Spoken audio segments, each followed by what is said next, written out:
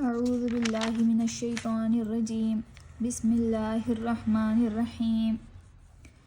یا بنی اسرائیل اذکروا نعمتی التی انعمت علیکم وانی فضلتکم علی العالمین واتقوا یوما لا تجزی نفس عن نفس شیئا ولا يقبل منها عدل ولا تنفعها شفاعة ولا هم ينصرون۔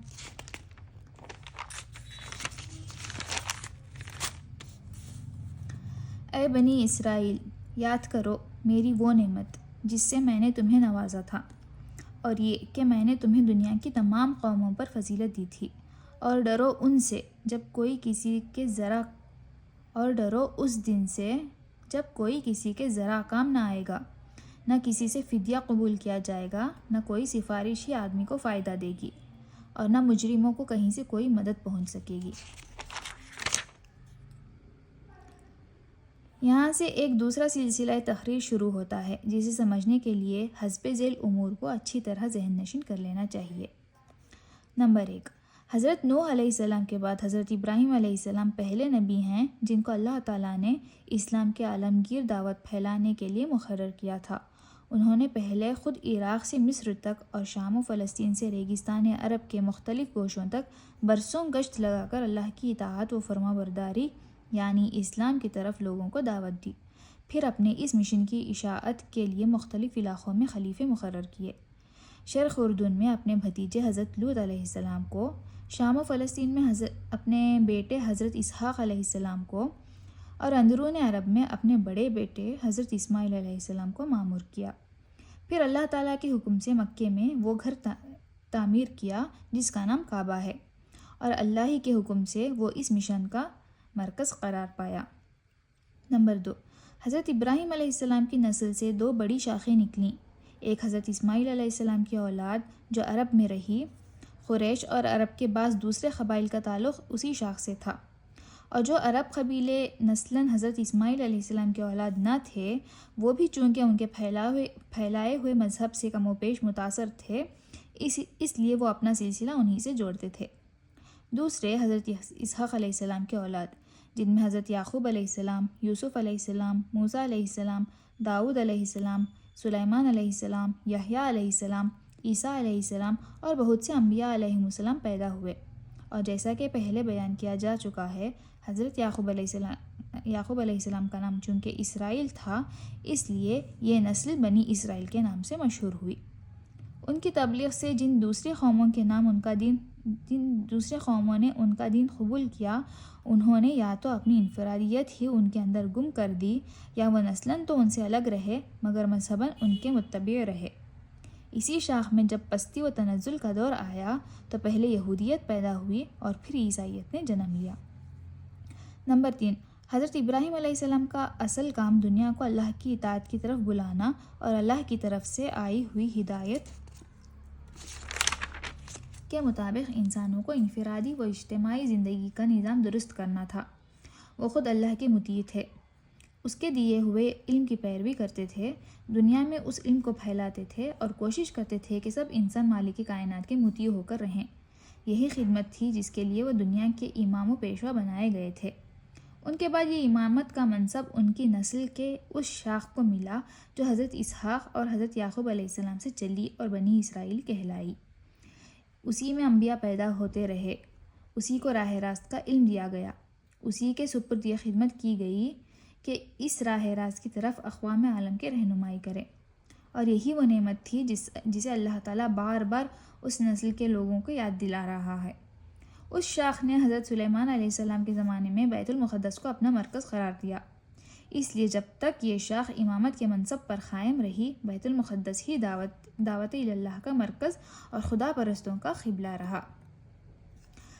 نمبر 4، پچھلے 10 رکوعوں میں اللہ تعالیٰ نے بنی اسرائیل کو خطاب کر کے ان کی تاریخی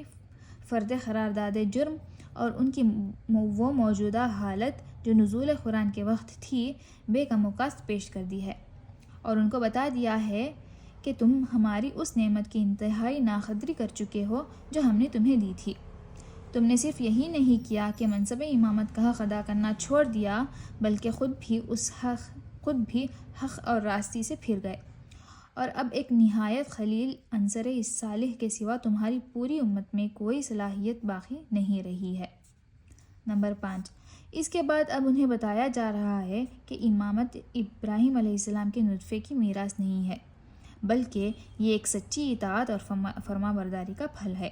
جس میں ہمارے اس بندے نے اپنی ہستی کو گم کر دیا تھا، اور اس کے مستحق صرف وہ لوگ ہیں جو حضرت ابراہیم علیہ السلام کے طریقے پر خود چلیں اور دنیا کو اس طریقے پر چلانے کی خدمت انجام دیں۔ چونکہ تم اس طریقے سے ہٹ گئے ہو اور اس خدمت کی اہلیت پوری طرح کھو چکے ہو، لہٰذا تمہیں امامت کے منصب سے معزول کیا جاتا ہے۔ نمبر 6، ساتھ ہی اشاروں میں یہ بھی بتا دیا جاتا ہے کہ جو غیر اسرائیلی قومیں موسیٰ اور عیسیٰ علیہ السلام کے واسطے سے حضرت ابراہیم علیہ السلام کے ساتھ اپنا تعلق جوڑتی ہیں، وہ بھی ابراہیمی طریقے سے ہٹی ہوئی ہیں۔ نیز مشرکین عرب بھی جو ابراہیم و اسماعیل علیہ السلام سے اپنے تعلق پر فخر کرتے ہیں، محض نسل و نسب کے فخر کو لیے بیٹھے ہیں، ورنہ ابراہیم علیہ السلام و اسماعیل علیہ السلام کے طریقے سے اب ان کا دور کا واسطہ بھی نہیں رہا ہے، لہٰذا ان میں سے بھی کوئی امامت کا مستحق نہیں ہے۔ نمبر 7، پھر یہ بات ارشاد ہوتی ہے کہ اب ہم نے ابراہیم علیہ السلام کی دوسری شاخ بنی اسماعیل علیہ السلام میں وہ رسول پیدا کیا ہے جس کے لیے ابراہیم علیہ السلام اور اسماعیل علیہ السلام نے دعا کی تھی۔ اس کا طریقہ وہی ہے جو حضرت ابراہیم، اسماعیل، اسحاق، یعقوب اور دوسرے انبیاء علیہ السلام کا تھا، اور وہ اس کے پیرو تمام ان پیغمبروں کی تصدیق کرتے ہیں جو دنیا میں خدا کی طرف سے آئے ہوئے ہیں، اور اسی راستے کی طرف دنیا کو بلاتے ہیں جس کی طرف سارے انبیاء دعوت دیتے چلے آئے ہیں۔ لہٰذا اب امامت کے مستحق صرف وہ لوگ ہیں جو اس رسول صلی اللہ علیہ وسلم کی پیروی کریں۔ نمبر 8، تبدیل امامت کا اعلان ہونے کے ساتھ ہی قدرتی طور پر تحویل قبلہ کا اعلان بھی ہونا ضروری تھا۔ جب تک بنی اسرائیل کی امامت کا دور تھا، بیت المقدس مرکز دعوت رہا اور وہی قبلہ اہل حق بھی رہا۔ خود نبی عربی صلی اللہ علیہ وسلم اور آپ کے پیرو بھی اس وقت تک بیت المقدس ہی کو قبلہ بنائے رہے، مگر جب بنی اسرائیل کے اس منصب سے باضابطہ معزول کر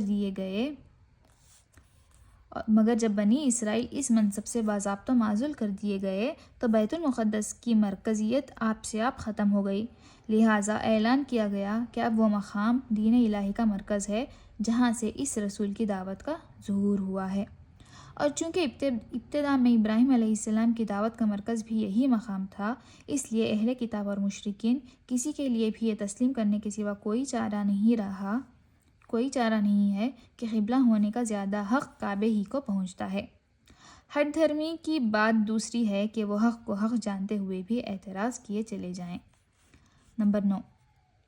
امت محمد صلی اللہ علیہ وسلم کی امامت اور کعبے کی مرکزیت کا اعلان کرنے کے بعد ہی اللہ تعالیٰ نے 19ویں رکوع سے آخر سورہ بقرہ تک